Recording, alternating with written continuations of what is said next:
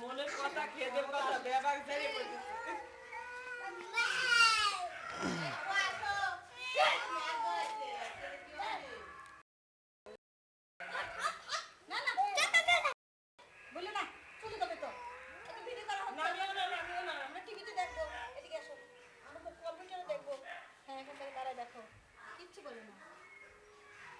তোর তো behaviour suspicious, এই জন্য ওরা ওই জায়গায় একটু স্ট্যান্ড হয়ে গেছে।